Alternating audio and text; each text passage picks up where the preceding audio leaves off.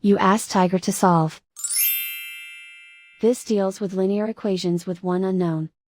The final result is x equals 5 over 2. Let's solve it step by step. Simplify the expression. Combine like terms.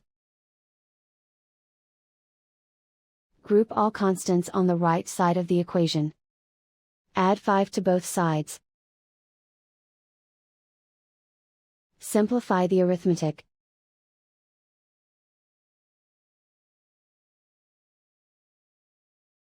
Isolate the x. Divide both sides by 2.